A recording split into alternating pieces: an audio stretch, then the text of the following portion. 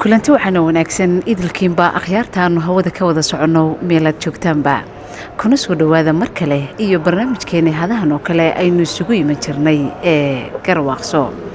daawadayaal barnaamijkeena toddobaadkan iyo habeenkan caawa ah waxa inoogu martiya injineer maxamed cabdiraxmaan axmed injineer foodcadde waa wiil daayar barnaamijkan alaba garwaaqso waxa weeyaan yar iyo weynba waa loo siman yahay caawa wiilka daada yar ayaa martii noogu ah waxa uu ka mid yahay maxamed ardayda jaamacadaha dalka wax ka barata maxamed ugu horeyn barnaamijka waan kugu soo dhaweynayaa waxaan kaaga mahadcelinayaa waqtiga qaaliga ee aad soo siisay marka xigta haddii aad daawadayaasheena caawa aad isbarto bismillaahi raxmaani raxiim horta marka koowaad aad iyo aad baad mahadsantihiin khaasatan nimco oo barnaamijkan igu soo casuuntay especially gaar ahaana TV-ga qaranka iyo dhammaan shaqaalihiisa aad iyo aad baan halkan uga mahadcelinayaa anigu kaga faa'iideysanaya barnaamijkan caawa igu soo casuuntay haddii aan dadweynaha aan isbaro ama aan ku bilaabo magacaygu waa maxamed cabdiraxmaan axmed foodcadde sida ay tahay waxaan ku dhashay gobolka Sanaag magaalada Ceerigaabo waxaan dugsigeygii dhexe kaga baxay isla magaalada Ceerigaabo standard markaan ka baxay waxaan secretary-geyga ka bilaabay magaalada Hargeysa iskuulka Maxamuud Axmed Cali baan ka baxay waxaan sidoo kale waxaan ka bilaabay jaamacadaha dalka aad baad mahadsan tahay maadaama tahay arday jaamacadaha dalka wax ka barta ugu horeyn maxaad barataa maxamedow nimco horta anigu waxaan bartaa laba jaamacadood oo kala duwan baan dhigtaa laba fakal oo kala duwanna waan dhigtaa labada fakal kala duwan mid waxa weeyaan labada jaamacadood horta haddaan magacyadooda mid waa Golis University oo aan ka dhigto fakal civil engineering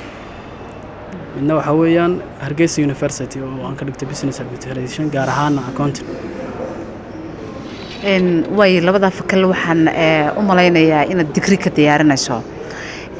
waa maxay sababta kugu kaliftay inaad hal mar laba degree oo kala duwan oo saad sheegtay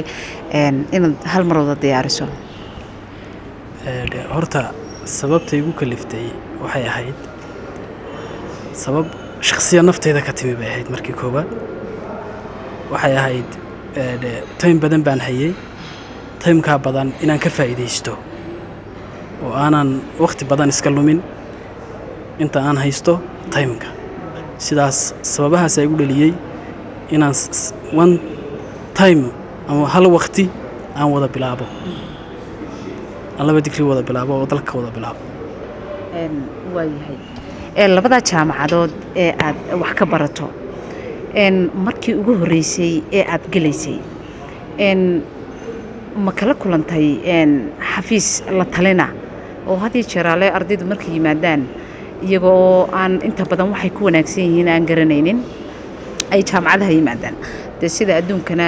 xafiisyadaasi jaamacaduhu way wataan oo way leeyihiin xafiisyada ardayda la talinaya taasi ma jirtaa haddii aanay jirin sidee baad ku dooratay labadan fakal inaad ku wanaagsan tahay horta nimcay sidaad ka soo dhawaasay ama su'aashay weydiisay waxa weeyaan horta ma jiraan cid la talina ama cid kala talisa ardaydu markay soo galayso jaamacadaha boqolkiiba 90 waxay ku jahawareeraan fakalka ardaygaasi qaadanayo badanaa ardaydu iyadaan wax kosaba ka haysan fakalku qofku gelayo fakalkani waxyaabaha uu hadhow mustaqbalkiisa fakalkani la dhiilgarayn doono ama ku taxalluqi doono ayuu ardaygii fakalkii galaa hadhow waxa laga yaabaa in niyad jabba kaga yimaado fakalkii horta anigu haddaan su-aashaada u soo laabto wax la talina kamaan samayn laakiinse waxay ahayd horta fakalka engineeringa wuxuu ahaa fakal aan aad u danaynayay markii hore oo iga go'naa mar kasta inaan galo ama mathematicska oo kale aan ahaa shakhsi aad ugu fiican waqtigan iskuuladaydii ama secondary ama intermediate-kii dhiganayay fakalka accounting oo kale waxaan ka sameeyey discussion oo dhallinyaradii waqtigaa ama dhiganaysay ama asxaabtayda ayaan wax badan ka weydiiyey marka asxaabtaydu fakalka iyo fakalka economic oo kale ayaan comparison ku sameynayay inaan digriigayga labaad ka bilaabo markii dambe waxaan isku soo biyo shubtay inaan fakalka accountingka ama xisaabaadka aan bilaabo oo labadan xisaabood si aanan marnaba anigu uga dhex bixin xagga xisaabaadka labadan xisaaboodna ay noqdaan kuwa related sometimes yeelan kara oo aanan theory-gii iyo waxyaabaha aanan usii gudbi karin marka sidaasaan ku choice gareeyay ama aan ku doortay fakalada fakalkan kale aad baratideen engineerinka ama civil engineerinka kalaftarkiisa ka waran sideed ku dooratay civil engineerinka horta ardayga badanka waxaa laga yaabaa qofka waxbaa ka yare go-aan uu committed ku yahay ama uu aad ugu qanacsan yahay inuu barto waxuu ka mid ahaa fakaladii aan aadka ugu qanacsanaa inaan barto ama aan aadka u xiisayn jiray inaan noqdo insha allah mustaqbalka engineering inaan noqdo alxamdulilah nasiib wanaagna waan ku guulaystay dalkana waan ka helay insha allah iminkana waan dhigtaayoo wax laga yaabaa ardayda sanadka dhammaynaysa ayaan ahay maadaamaad labada fakal iska barbar diyaarinayso ma isku waqti bay dhammaanayaan mise waxoogaa way kala dambeeyaan way kala dambeeyaan nimcoyoo laba waqti oo kala duwan mid iminka waxay noogu eg tahay jaamacaddan Golis University waxay ku eg tahay waxay noogu eg tahay May bisha 5aad ee fooda nagu soo haysa halka ta kalena 17 noogu eg tahay December 2017 sanad bay markaa kala dambeeyaan bal waqtigaaga ka waran waqtigu ma ku xadidan yahay maadaama laba jaamacadood ay dee ku yaalaan casharadooda iyo labada fakala diyaariso waqtigaaga sidee buu maaragtay u xadidan yahay wallahi horta waqtigooda 90% waxaan ku dadaalaa inaan kala xadido oo mid kasta aan time gaar ah siiyo aanan timekeedii ta kale aanan timeka kale uga shaxadin ama aanan timeta kale ku lumin waxaa laga yaabaa sidii casharadii oo kale assessmentskii oo kale testiskii oo kale oo imtixaamaadkoodii inaan time gaara u kala sameeyo timekaasoo noqonaya mid oo kale inaan habeenkii u xadido inaan habeenkii waqtiyada aan jaaniska hayo aan uga faa'iidaysto midna aan uga faa'iidaysto 1 duhurnimo ilaa iyo 5 galabnimo abaara waqtiga aan uga faa'iidaysto marka timekooda aad baan u kala ilaaliyaa waxaan isku dayaa inaanan midna timekeeda mid ku lumin waxaan rajaynayaa in dad badan ama da'yar badan ay ku soo dhiiran doonto in ay sidaasoo kale dee aniguba aan iska bilaabay anigoo da'yar baan haynan sidaasoo kale sameeyo haddaynu taa kaga nimaadno sanad walba waxaa soo baxaa arday badan oo jaamacadaha ka soo qalin jabisa ardaydaasi intooda badan ama kala badh dabcan shaqo way helaan in badan oo kale waxaa jirtaa aan shaqo helin iyagu shaqo la'aana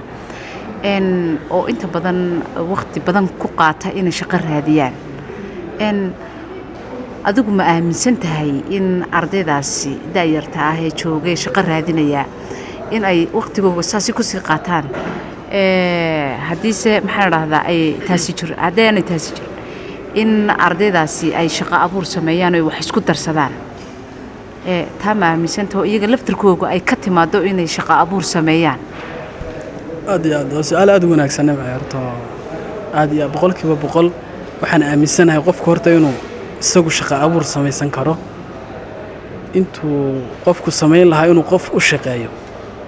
inuu isagu wax creative gareyn karo wax abuuri karo marka kullu qofkii jaamacad ka baxo badanka dhalinyaradeedana waxay ku andacootaa shaqo la'aan baa wadankii ka jirta oo way jirtaa shaqo la'aan horta marka dee loo eego dalkan aynu joogno ama Somaliland loo eego dhalinyaradana way haystaa jaamacaduna waxay soo saaraan dhalinyarada aad u badan bay sanadkiiba soo saaraan haddana iyadoo taasi jirta dhalinyarada badankeedu waxay ku hamiyeysaa inuu qofkii shaqo aad u wanaagsan oo capacity-giisa ama value-giisa oo dhan si fiican u anfacda inuu helo markuu jaamacaddii markay jaamacaddii uu ka soo baxo inuu si degdega weliba u helo ayuu ku rajo wen yahay taasina waxay la tahay aniga shakhsiyan ahaan ilama aha possible oo dhalinyarada waxaan odhan lahaa inay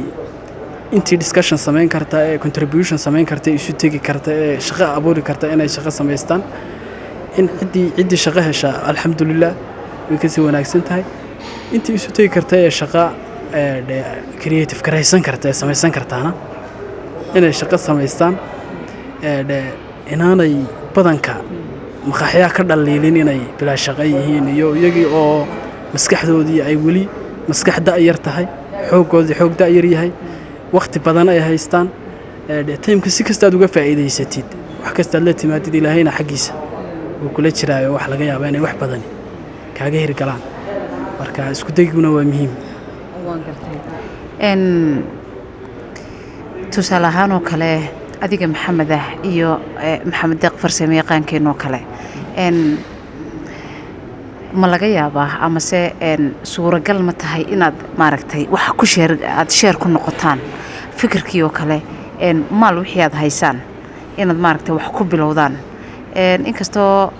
in badan la yidhaahdo dadkeenu xagga sheeranka kuma wanaagsana taa maxaad ka aaminsan tahay horta nimcoy sheerinka waxa sheerinka la yidhaahdo dadkeenu horta aad uguma dheereeyaan badankana waxay ka qabaan in musuqmaasuq iyo istabamarin iyo in dhibaatooyin noocaas ka iman karaan hase ahaatee sheerinku waxa weeyaan wax iminka dadkeenu kusoo yara dhiiranayaan oo laga yaabo inuu dalka iminka aad looga yara dareemi karo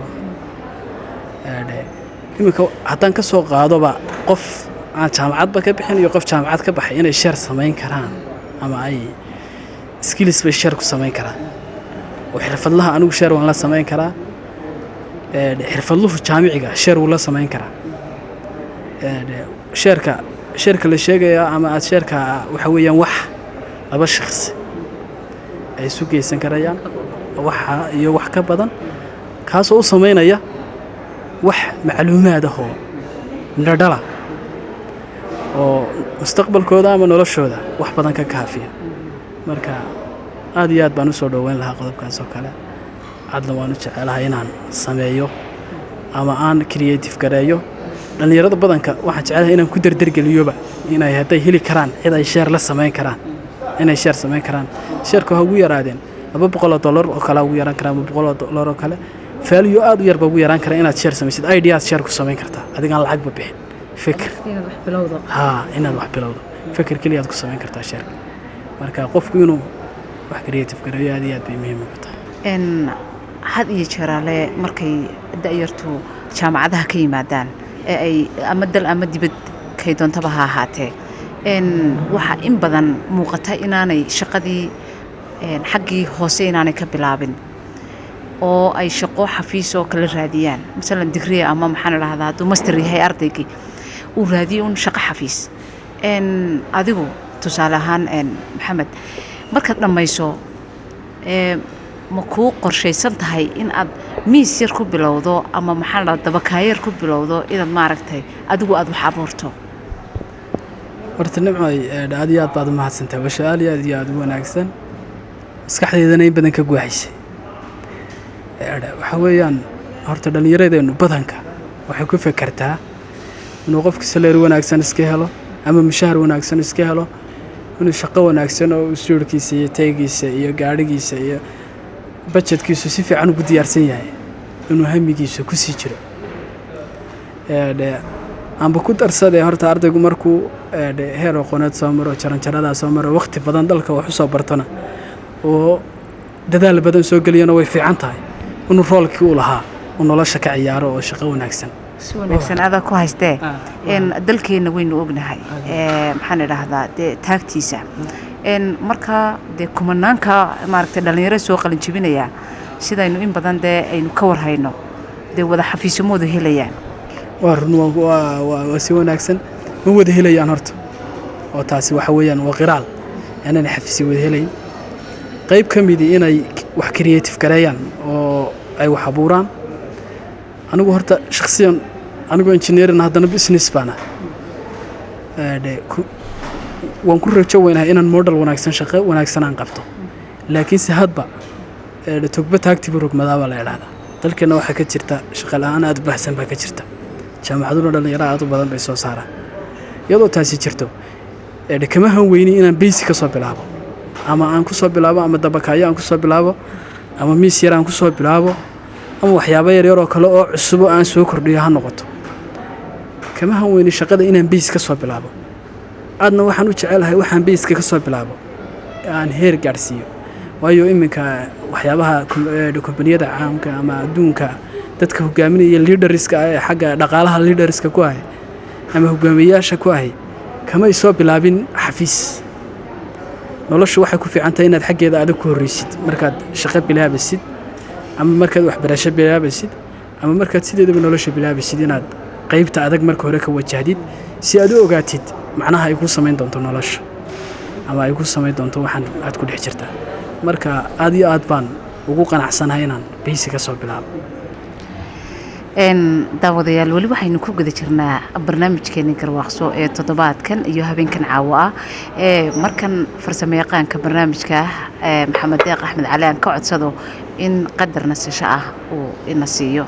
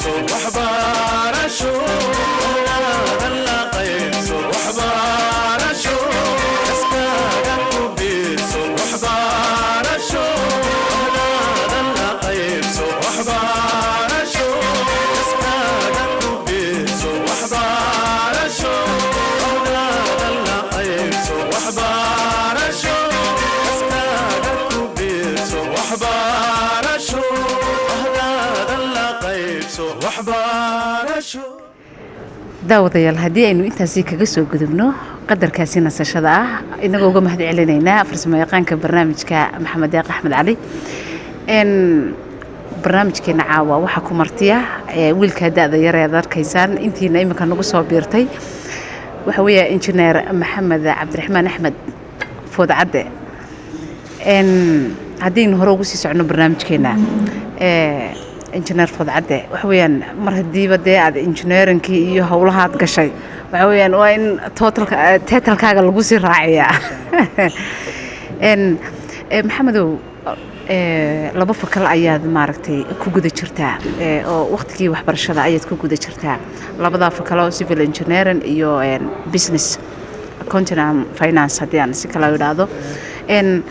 carqaladaha ugu waaweyn ee mararka qaarkood kaa hor yimaada maxaad nala wadaagi kartaa horta challenge-ga badanka iga hor yimaada aad horta uma badna waxa weeyaan badanka waxa iga hor yimaada itixaamaadka oo sometimes waqtiyada qaar itixaamaadku isku dhawaada ama aan inta badan warqado codsiya aan u qorto jaamacadaha qaar inay time isiin karaan markuu isku soo dhawaado waxa laga yaabaa midterm oo kale iyo final oo kale inay isku dhacaan sanadkii dhaweed oo kale sida igu dhacday waxa midterm iyo final oo kale iskaga ka dhacay alxamdulillah sida si wanaagsan maamulku inay ii tixgeliyeen inaan midka ay jaacaddu dib iga qaadi karto iyagoo igu tixgelinaya yeerkaan xidhayo semesterkaan xidhayo inaan finalkiisa iska gabagabayo dhibaatooyinka kale iga soo maaraa waxaa ka mid ah sometimes ardayga referensigiisa waxa laga yaabaa waxaa ka mid ah dhaatadaa ka mida moogtahay oo waxyaabaha ugu yare caqabadaha igu ah waxaa ka mid ah edhikaadhada labada jaamacadood sometimes inaan halkaan exaamkii ku qori lahaa edhikaadhkii jaamacadda kale aan edhikaadhkii jaamacadda kale ku qoro waxa weeyaan dhibaatooyinka ugu yaryar oo hadhow markii imtixaankii layga qaado ama aan xusuusto niyahow aan ku marmo ma waxaad ku qortay ma edhikaadhkii jaamacadda Hargeysa talo ku qortay mise kii golis baad ku qortay sometimes way dhacdaayo ardaygana referensigiisa badanka edhiga laga raaca edhiguna hadduu ardayga ka khaldamo badanka resultigiisa in khalkhal hadduu ku yimaado sida loo helaa way adkaan kartaa marka badanka oo kale galaasiska ayaa iyana ka mid ah inaan markaan imtixaanka foomkii imtixaanka qorayo inaan kalaaskii kale aan ku qoro aan hadhow tirtiro ama aan sidaaba ku dhiibo badanka laakiinse macallimiinta ama ay arkaan oo badanka oo la tixgeliya arrimahaasna marka waxa weeyaan kuwaasna waxay ka mid yihiin dhibaatooyinka ama challenge-ga aan kala kulmo inkasta aanan anigu jeclayn inaan challenge badan ka sheegto inaan kala kulmo kulliba waxa weeyaan waddada guuldarradu waxay ku dhaxalsiisaa jidka toosan ee guusha marka runtii waan kugu ammaanaya waana kugu hambalyeynaya waxaan filayaa fariinta ugu weyn caawa barnaamijkeena garwaaqso uu gudbinayaa inay tahay in qofku dhamal degree baad sheegaysaa dhamal maxaan idhahdaa master iyo maaragtay uu ku dari karo marka kulley dhalinyaro badan oo maaragtay waynu dhiirigelinaynaa labadaa jaamacadood aad dhigato maxaa kuu dheer ma shaqaysaa hawlo kale oo aad ku jirto oo maaragtay kuu dheer dee wadigan nimanyaalbaad noqotay nin waad ka tagtahay maasha allah horta labada jaamacadood imika waxa weeyaan horta hadafkayga koowaad aan imika gacanta ku hayo ayay ka mid yihiin way jiraan waxyaabo kale oo dee arrimo family baa jiri kara waxa iyana kale jiri kara sometimes engineering oo kale iminka inaan dadka qaar dhisayno iyo waxyaabo noocaasa aan u sii diyaarin karo shirkadaha oo kale qaar aan gacan saar la leeyahay oo la shaqeeyo shirkad Monash Construction Company la yiraahdo kale oo aan dhisanadii waxyaabahaas aniga asxaabteeda kale engineering-ka ah oo group aan collection ah oo engineering-ka ah oo aan in badan discussion soo lahayn oo aan caawin aan halkan uga mahad celiyo ay ahayd mar hore laakiin sayminka aan aad iyo aad uga mahad celinayo oo la magac baxay Bufiye Group groupkaasina waxa weeyaan group aan discussion wada sameeyno inta badan aad iyo aad baan qudhooda ugu mahad celinaya marka waxa ay si dheerun hawlaha dhisaynada iyo waxyaabaha iminka gacanta ku hayo waxaan rajeynayaa maadaamaad gobolka Sanaag aad ka soo jeedo wadadii ceer gaabana ay inoo socotay meel wanaagsan marayso injineerna aad tahay dee inaad tabarucnimo inaad wax ku darsan doonto horta marka koowaad aad dalka u soo baxdid inkastoo ay fiicnaan lahayd in jaamacadaha free laga dhigo marka dalka discount badan baad ku helan lahayd dalkeena inuu kula gorgortamo hase ahaatee iyadoo haddana sidaas waxaan jecelahay waqti badan oo voluntary inaan siiyo gobolkayga ama dalkaba inaan siiyo oo aan si bilaasha aan ugu adeego inta badan aan waqtigayga uga faa'iideeyo marka wadada iyo dhammaanba wixii gobolka Sanaag igala gudboon iyo dalkaba waxaan jecelahay inaan insha Allah aan si hagar la'aan aan insha Allah ugu si hagar la'aan aan ugu hawlgali doono insha Allah waayahay markaad soo dhammaysato waxbarashadaada jaamacadeed labadaa fakal aad ka soo qalin jabiso maxaad maanka ku haysaa in aad ka gudbi doonto de waxa weeyaan marxaladda nolosha adduunku way sii socotaa maxaad mustaqbalka rajaynaysaa inaad uga gudubto waxbarashada markaad dhammayso horta iminka sidaan ku guda jiro waxbarashadaydu iminka gabagabayska ka dhowdahay dhamal digrigan iminka inaan dhammaynayo marka waxaan kulley qofku waxa wanaagsan inaad marka hore intaad fogtahay la fiitaa bay Soomaalidu tiraahdaa inaad marka hore sii samaysatid inaad option sii samaysatid bal haddii taasi kuu suuragali weydo taa maxaa kaaga suuragali kara marka insha Allah horta waxyaabo badan baan ku rajo weynahay inaan master insha Allah ku sii daro waan ku rajo weynahay inaan dalka kale insha Allah ka shaqo galno waan ku rajo weynahay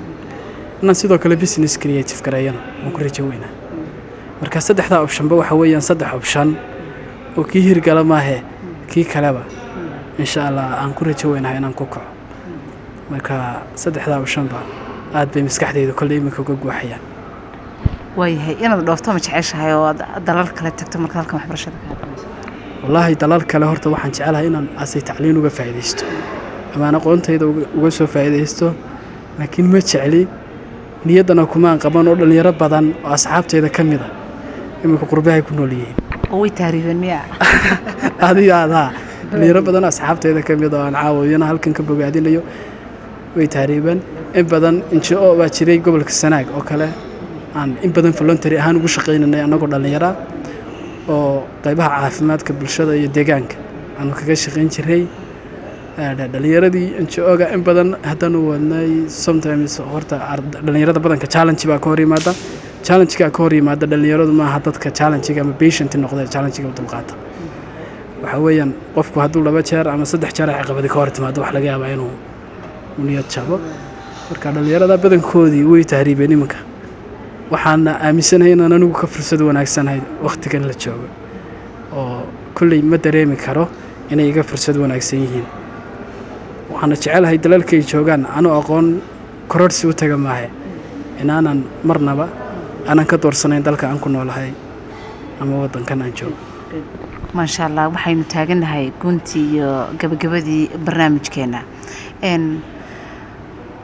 barnaamijkeena caawa dadka daawanaya dhalinyaro iyo waayeel midkay doonaanba ha ahaadaane maxaad kaga tegaysaa talo tusaale iyo toosin intaba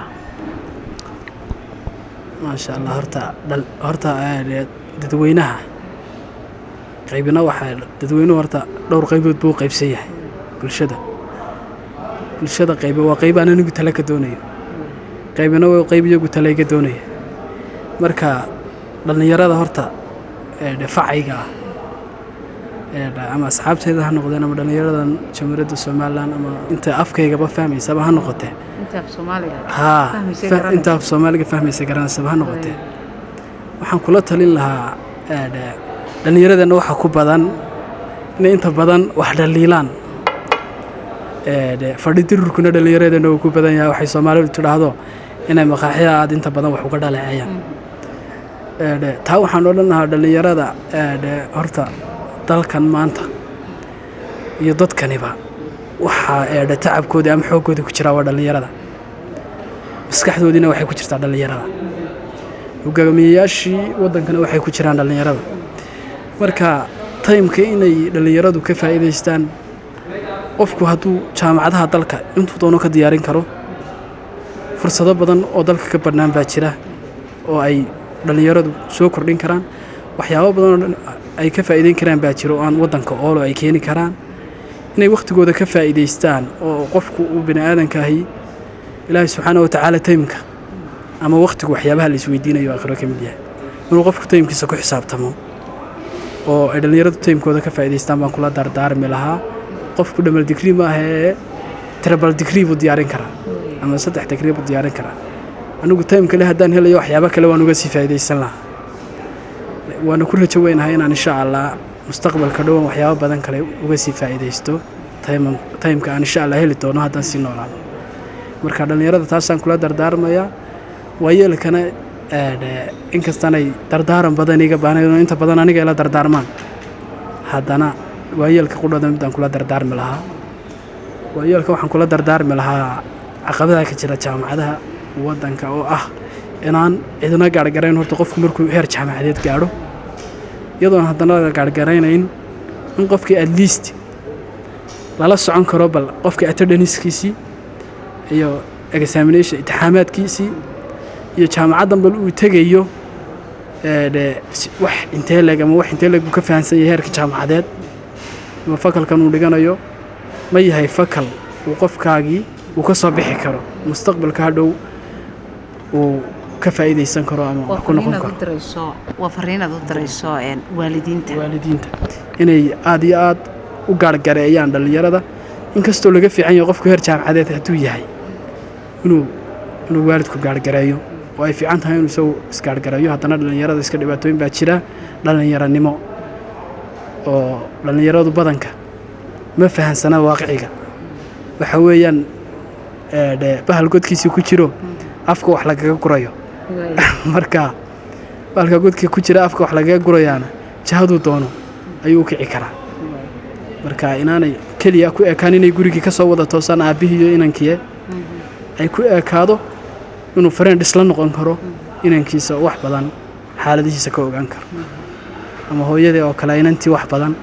xaaladaheedii ka ogaan karto iminka oo kale waxaan ugu soo badanaya waxyaabaha ciyaal xaafad iyo naadiyo iyo dhibaatooyin badan oo intaa taagan kuwa qudhooda waxa koosgareeyay ama sababay baa la odhan karaa waalidka oo aan aad u sii gaargarayn qofkii friend isla noqon badanka xabsi uun loo diro markuu rabshad sameeyo la xidho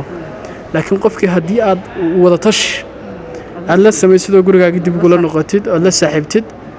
meelaha aad tegaysid vacationska ama fasaxyada aad tegaysid aad saraacadan aad saaxiib noqotaan waxa laga yaabaa nolosha inuu dad badan oo nolosha heer standard ka joogo intuu arko uu wax kaga dayan karo modelka uu wax ka raaci karo marka intaasaan waalidiintana kula dardaarmayaa aad iyo aad baan idiin salaamaya haddaa tiimbahda TV-ga qaranka ee jamhuuriyadda Somaliland aad iyo aad baan idiin bogaadinayaa sida sharafta leh barnaamijkan igu martiqaadeen nimco cabdi iyo maxamed deeq aad iyo aad baan idinku bogaadinayaa sida sharafta leh ee aad caweyska aynu wada qaadanay waayahay aad iyo aad ayaad u mahadsan tahay maxamed cabdiraxmaan axmed injineer food cadde ee waqtiga qaaliga ee aadna siisay iyo sida faahfaahsan ee aniga iyo dhallinyarada iyo intayna daawanaysaba runtii aad u qancisay daawadayaal intaasi ayaanu ku soo gabagabaynaynaa barnaamijkeennii toddobaadkan ee garwaaqso oo marti inoogu ahaa injineer food cadde waxaan si mugle oo miisaanle ugu mahad celinayaa farsamayaqaanka barnaamijkeena dhanka kamarada iyo farsamadaba inoo hagaya maxamed deeq axmed cali daawadayaal idinka laftiina aad ayaan idinku mahadnaqayaa waqtiga aad siiseen barnaamijkan iyo sida aad ula socoteen tan iyo intaynu barnaamijkan lamid ah ku kulmayno waxaanu idinkaga tegaynaa dhammaantayo dhammaantiin sidaas iyo nabad gelyo